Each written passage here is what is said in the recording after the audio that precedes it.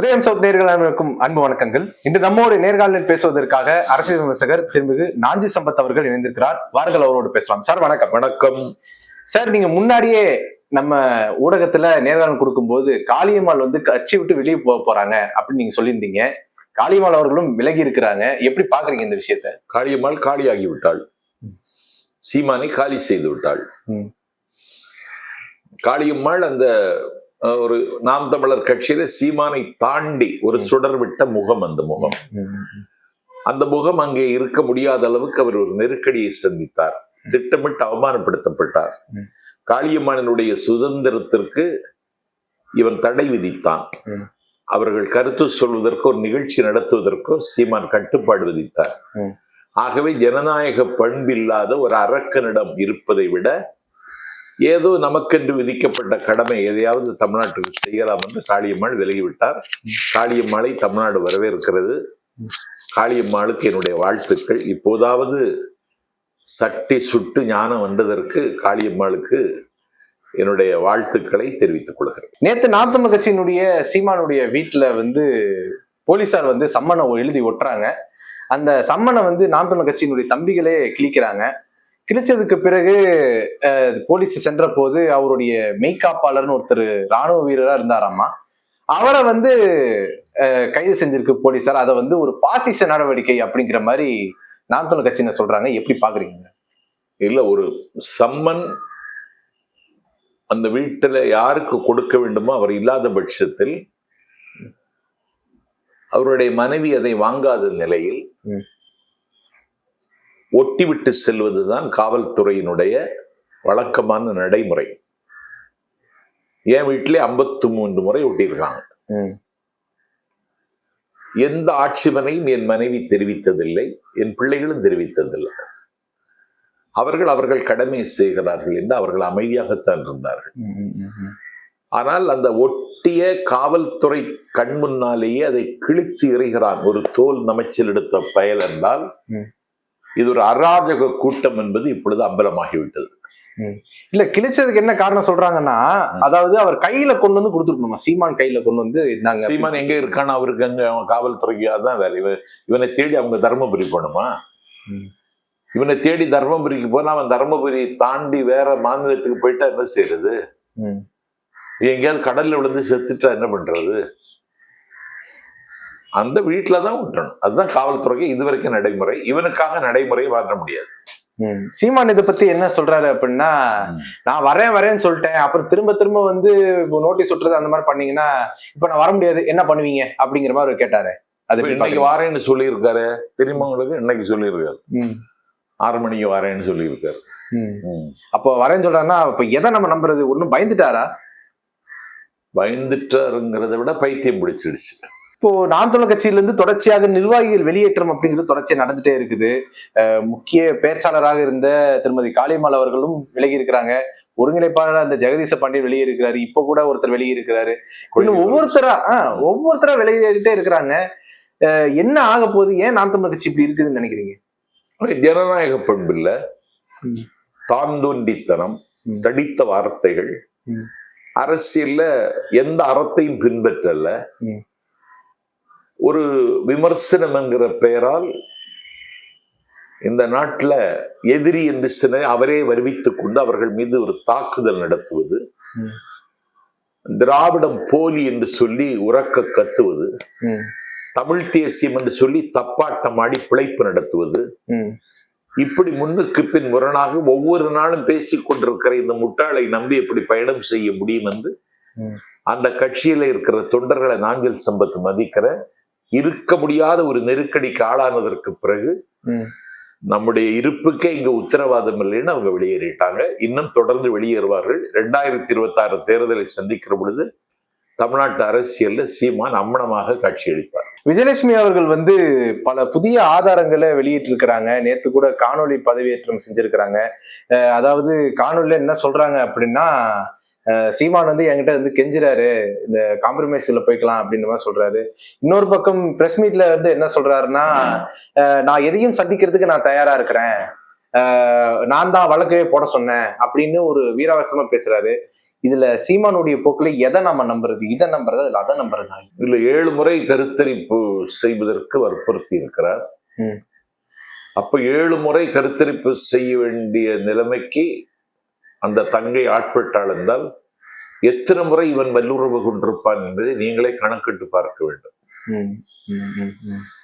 ஆகவே உண்ட உணவின் கொழுப்புக்களை பிறரோடு கூடி தனித்துக் கொள்ள வேண்டும் என்கிற இச்சைதான் அந்த பயலை இயக்குகிறது. அதுல விஜயலட்சுமி காயம் பட்டிருக்கிறாள். சரியோ தவறோ ஒரு பெண்ணாக பிறந்த விஜயலட்சுமி இப்படி காயம்படுவதும் ஒரு அவமானம் அவர்களை நெருங்குவதும் அவர்கள் இன்றைக்கு ஒருமையில் சீமானை கேள்வி கேட்பதும் ஒரு சூடான செய்தியாக தமிழ்நாட்டில் ஆகிவிட்டது. இதை தவிர்த்திருக்க வேண்டும் சீமான். ஆனால் தவிர்ப்பதற்கு அவருக்கு மனம் இல்லை. அவருடைய நாடகத்தில் ஒரு முக்கிய பாத்திரம் விஜயலட்சுமி வகிக்கிறாள். துரியோதனன் வீழ்ச்சி தொடையில் இருந்தது, சராசந்தன் வீழ்ச்சி அவனுடைய உடலை மாற்றி போடுவதில் இருந்தது, இதயத்தை கீழே இறக்கி வைத்த ஹிட்லரின் வீழ்ச்சி ரஷ்யாவின் கடுங்குளிரில் இருந்தது, அதிசயம் 1000 செய்த ஜப்பானின் வீழ்ச்சி அன்றைக்கு அணுக்குண்டில் இருந்தது, ஆள்போல் பறந்து அருகுபோல் வேரோடிய ஒரு ஏகாதிபத்தியத்தின் வீழ்ச்சி அண்ணாவின் சென்னாவில் இருந்தது, காலிப்பயல் அடுத்தவருக்கு கைக்கூலியாக இருந்த சுகம் காணுகிற எத்தன் ஏமாற்று பேர்வழி சீமானின் வீழ்ச்சி விஜயலட்சுமியின் கையில் இருக்கிறது. இப்போ கட்சியில இருந்து ஒவ்வொருத்தரா வெளியேறி திமுகல சேர்றதை நம்ம பார்க்க முடியுது. ஒருவேளை திமுக இவங்களை எல்லாம் பிரிச்சு கூட்டு போற வேலையை செய்யறாங்களோ, ஒருவேளை சீமானுடைய கட்சியை உடைப்பதற்கு திமுக மும்முரமா ஏதாவது வேலை உடைக்கிறதுக்கு இருந்தாலும் உடைக்கணும். என்ன நாங்க என்ன இருக்கு? ஒண்ணும் இல்ல, விஜயலட்சுமியும் இல்ல அந்த கட்சியில இருந்து வெளியேறவங்க திமுக தானே போய் சேர்றாங்க. திமுக தான் போய் சேரணும். அவனுக்கு வேற என்ன இருக்கு? அவனுக்கு வேற எது பாதுகாப்பு? கொள்கை சார்ந்து இயங்குகிற அமைப்பு தமிழ்நாட்டுல திமுக மட்டும். அது அடிப்படையில தான் சந்தேகம் வருதுங்கிறாரு. அதாவது திமுக உடைக்கிற வேலையை செய்யறாங்க அப்படின்னு நாம் சொல்ல சின்ன நடவடிக்கை நேர்மையா இருக்கா? உன்னுடைய நடவடிக்கை அறம் சார்ந்ததா இருக்கிறதா?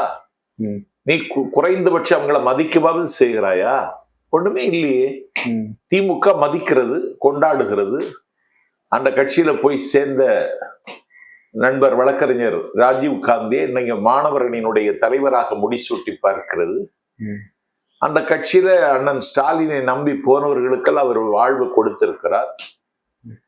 இன்னைக்கு ஏவா வேலு அதிமுக இருந்து வந்தவர் தான், சேகர் பாபு அதிமுக இருந்து வந்தவர் தான். இப்படி அதிமுக இருந்து வந்தவங்களே இன்னைக்கு அங்கீகரித்து வாரி இணைத்து ஒரு பந்தபாசத்தோடு அந்த கட்சியை நடத்துகிறார். தமிழ்நாட்டினுடைய உரிமை குரலை அண்ணன் ஸ்டாலின் மட்டும்தான் ஓங்கி ஒலிக்கிறார். இந்த நாட்டில் ஒரு மிலேச்சத்தனமான பாசிசத்தை கட்டவிழ்த்து மும்மொழி திட்டம் என்று சொல்லக்கூடிய மாயாஜாலத்தை செய்ய விரும்புகிற டெல்லி ஏகாதிபத்தியத்தின் கன்னத்தில் அண்ணன் ஸ்டாலின் அடிக்கிறார். ஆகவே நம்முடைய அரசியலுக்கு உகந்த இடம் அது திமுக தான் என்று அந்த தொண்டர்கள் முடிவெடுத்திருக்கிறார்கள். அவர்களுடைய அந்த முடிவை நாஞ்சில் சம்பத் வரவேற்கிறேன். இப்போ சீமான் அவர்கள் இப்படியாகப்பட்ட ஒரு வழக்குல சிக்கி இருக்கிறாரு. சொல்ல போனா சுத்தியும் அவருக்கு ஒரு நெருக்கடி இருக்கிற மாதிரி தான் தெரியுது. இந்த வழக்குல இருந்து அவர் எப்படி ஒண்ணு அவர் ஏதாவது ஜாமீன் மாதிரி கேட்டு வர்றதுக்கான வாய்ப்பு இருக்கா, இல்ல கைது செய்யப்படுறதுக்கான வாய்ப்பு இருக்குதா, இல்ல எப்படி பாக்குறீங்க? இல்ல, கைது செய்ய வேண்டும் என்று தமிழ்நாடு அரசு கருதுகிறான்னு எனக்கு தெரியல. செய்தா இதுக்கு முன்னே செய்திருக்கணும், செய்யல.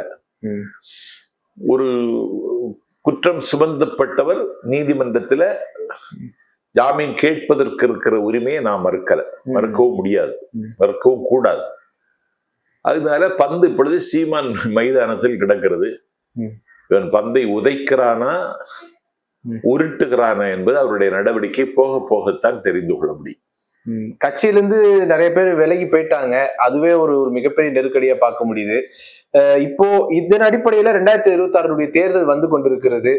இவர் கட்சியை விட்டு வெளியே போனது கலையுதிர் காலம்னு சொல்லி இருக்கிறாரு. தொண்டர்கள் வெளியே போனதை ஒன்னும் பெரிய அளவுக்கு அவர் பாதிப்பா பார்க்கல. இந்த நிலையில 2026 தேர்தல்ல பாதிப்பா பார்க்கலன்னு உங்களுக்கு எப்படி தெரியும்? முகத்தை பாத்தீங்களா? இப்ப நல்லா பேய் இறஞ்சது மாதிரி இருக்கான், ஜன்னி கண்டவன மாதிரி இருக்கான், பித்து பிடிச்சவன மாதிரி இருக்கான். வெளியே போனதை பத்தி கவலையப்படலையா? ஆக்ரோஷம், ஆவேசம் எல்லாம் அதெல்லாம் போச்சு. கவலை தாங்க அவனை அழுத்திட்டு இருக்கு. கவலையை வெளிப்படுத்த முடியல அவனால. சரி, இப்ப வெளியே போயிட்டாங்கன்றப்போ, ஏன்னா வெளியே போகாத வரைக்கும் 8% வாக்குப்பதிவு அப்படின்றது அவருக்கு நடந்துச்சு. ஈரோடு இடைத்தேர்தல்ல கூட ஒரு கணிசமான டெபாசிட் இருந்தாலும் கூட ஒரு கணிசமான வாக்குகளை பெற்றாரு.